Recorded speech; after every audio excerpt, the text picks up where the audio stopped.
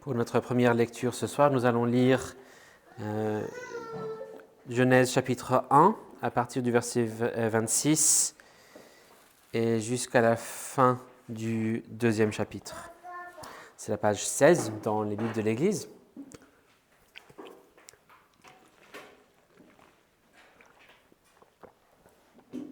Donc Genèse 1 à partir du verset 26.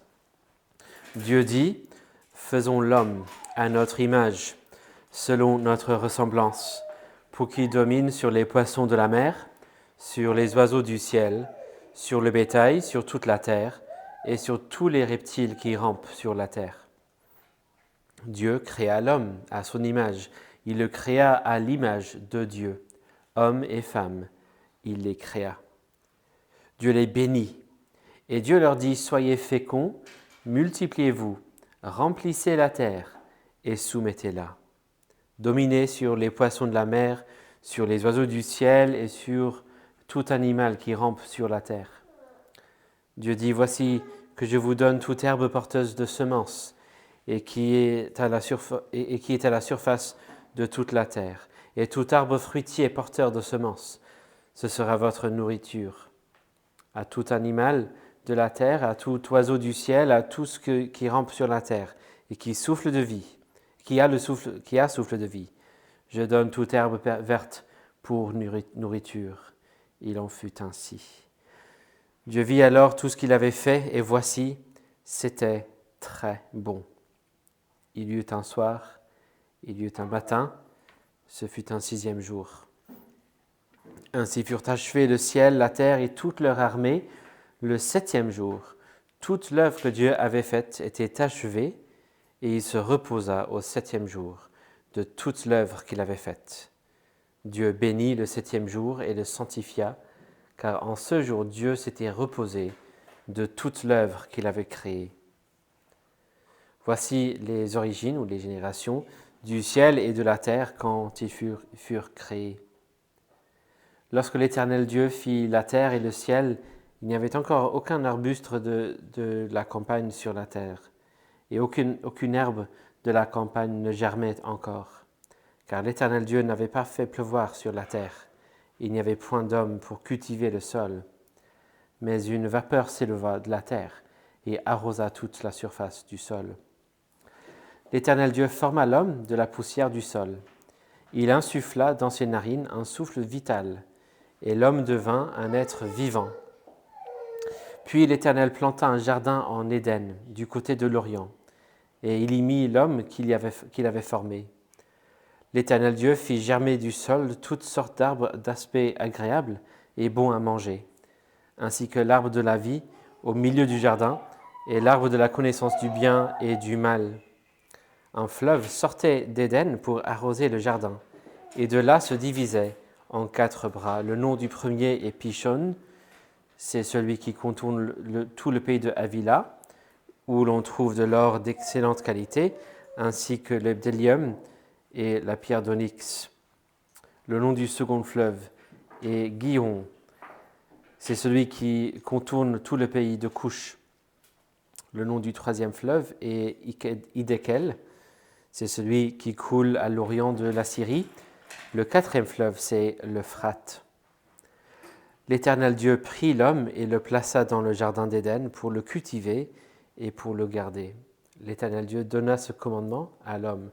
« Tu pourras manger de tous les arbres du jardin, mais tu ne mangeras pas de l'arbre de la connaissance du bien et du mal, car le jour où tu en mangeras, tu mourras. » L'Éternel Dieu dit, « Il n'est pas bon que l'homme soit seul, je lui ferai une aide qui sera son vis-à-vis. » L'Éternel Dieu forma du sol tous les animaux des champs et tous les oiseaux du ciel. Il les fit venir vers l'homme pour voir comment il les appellerait, afin que tout être vivant porte le nom que l'homme lui aurait donné. L'homme donna des noms à tout le bétail, aux oiseaux du ciel et à tous les animaux des champs. Mais pour l'homme, il ne trouva pas d'aide qui fût son vis-à-vis. Alors l'Éternel Dieu fit tomber un profond sommeil sur l'homme, qui s'endormit. Il prit une de ses côtes et referma la chair à sa place. L'Éternel Dieu forma une femme de la côte qu'il avait prise à l'homme, et il l'amena vers l'homme. Et l'homme dit, cette fois, c'est l'os de mes os, la chair de ma chair. C'est elle qu'on appellera femme, car elle a été prise de l'homme. C'est pourquoi l'homme quittera son père et sa mère et s'attachera à sa femme, et deviendront une seule chair. L'homme et sa femme étaient tous les deux nus et n'en avaient pas honte. Jusqu'ici la lecture de la parole de Dieu. Prions. Notre Père, merci pour ta parole et pour cette occasion de nous mettre à son écoute. Et nous prions ce soir que tu nous enseignes ce que nous n'avons pas, que tu nous donnes ce que nous n'avons pas, ce que nous n'avons pas, et que tu fasses de nous ce que nous ne sommes pas. Au nom puissant de Jésus-Christ. Amen. Ce soir, on va lire juste 2 versets dans Ésaïe chapitre 43. C'est dans le contexte de promesses de rachat pour Israël, pour l'avenir. Mais dans tout cet oracle, Dieu donne une sorte de commentaire qui nous aidera à comprendre un peu le thème de ce soir. Donc au verset 6 et 7 dans Ésaïe 43, sur la page 803, nous lisons ceci. Voici la parole de Dieu. Je dirai au nord, donne, et au sud, ne retiens pas. Fais venir mes fils de loin et mes filles de l'extrémité de la terre. Quiconque s'appelle de mon nom et que pour ma gloire j'ai créé, formé et fait. Toutes ces personnes qui ont été créées pour la gloire de Dieu, formé et fait par Dieu pour sa gloire. Le monde a une merveilleuse nouvelle pour vous. Une nouvelle qui va vous libérer, qui va vous donner de la confiance en soi, la liberté, la joie. Donc, qui que vous soyez mal à l'aise dans votre peau, que vous soyez... que vous trouvez la vie difficile, le monde a une très bonne nouvelle pour vous tous. Ceux qui acceptent cette bonne nouvelle vont représenter l'espoir, le progrès dans la société, dans le monde. C'est une nouvelle qui vous mettra du côté de la liberté et du bon côté de l'histoire. C'est la nouvelle que vous pouvez être ce que vous voulez. Vous pouvez être ce que vous voulez, peu importe ce que vous voulez être, tout est possible. Même si ça ne correspond pas à ce que vous êtes actuellement, c'est pas grave, vous pouvez quand même être ce que vous voulez être. Donc le monde dirait même, peu importe ce que vous êtes, soyez ce que vous voulez être, tout est possible. C'est une nouvelle qui attire des millions de gens, des gens qui décident de faire même de très grands changements dans leur vie, avec cette liberté que donne cette nouvelle pour vivre selon leurs désirs et leurs sentiments, tout à fait, complètement librement. Peu importe ce que vous êtes, soyez ce que vous voulez être. C'est ça le message du monde. Et on voit des gens qui appliquent ça dans plusieurs domaines, que ce soit dans le domaine des carrières, mais aussi dans les domaines surtout de la sexualité, le genre, etc.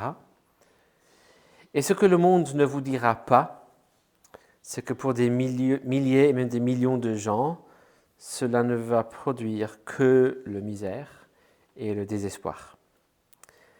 Et en fait, c'est normal. On n'a qu'à regarder le revers de la médaille de cette nouvelle que propose le monde, ce message du monde, pour comprendre cela. Lorsque le monde dit « peu importe ce que vous êtes, soyez ce que vous voulez être », le revers de la médaille, c'est le fait que le monde vous dit « ce que vous êtes importe peu ». Ce que vous êtes importe peu. Bien sûr que vous pouvez choisir d'être ce que vous voulez être parce que vous ne valez rien de toute façon. Si les enfants étaient là, j'aurais donné une histoire pour comparer différents livres ou différents bouts de papier. Si on veut gribouiller un peu sur quelque chose, on va le faire sur un peu de brouillon. On ne va pas faire sur une première édition de Jean Calvin. On ne va pas faire sur la Bible. On ne va pas faire sur un roman qu'on aime beaucoup. On va prendre juste un petit bout de papier qui ne vaut absolument rien pour le faire. Parce que ce n'est pas grave, on peut faire ce qu'on veut avec des choses qui ne sont pas importantes. Donc pour que le monde vous donne la liberté de faire ce que vous voulez et d'être ce que vous voulez être, il doit aussi tenir le corollaire, même s'il ne veut pas l'admettre ou l'annoncer, c'est le fait que vous ne valez rien. Finalement, ce n'est pas une si merveilleuse nouvelle. En fait, c'est carrément tragique. Heureusement, le monde a tort. Le monde n'aime pas qu'on le dise et va même nous qualifier de méchants, de régressifs, d'opprimants, justement parce qu'il n'est pas prêt à accepter les conclusions et les fondements, les présupposés nécessaires de leur position. Que si on veut être ce qu'on veut, il faut accepter que c'est parce que on ne valerait rien. Mais la vraie bonne nouvelle, cette bonne nouvelle que donne Dieu qui est vraie, c'est que vous avez été créés exprès par un Dieu d'amour, pour une raison bienveillante. Alors c'est vrai que cela place des limites sur chacun de nous. La joie ne peut se trouver que dans le cadre préparé par ce Créateur bienveillant. Ce n'est pas la liberté absolue. Parce que la liberté absolue, c'est le chaos. Donc mieux vaut de loin un cadre bienveillant d'amour que la liberté absolue, chaotique, sans aucun sens. Et voici ce que nous trouvons lorsque nous regardons la parole de Dieu. Nous avons été créés par un Dieu bienveillant avec un but, une fin, une finalité. C'est de glorifier Dieu. C'est ce que nous voyons au verset 7 de Ésaïe 43. Nous avons été créés pour la gloire de Dieu. Comme on a vu dans Genèse, on a été créés en son image, créés pour refléter Dieu et ainsi créés pour vivre en relation avec lui.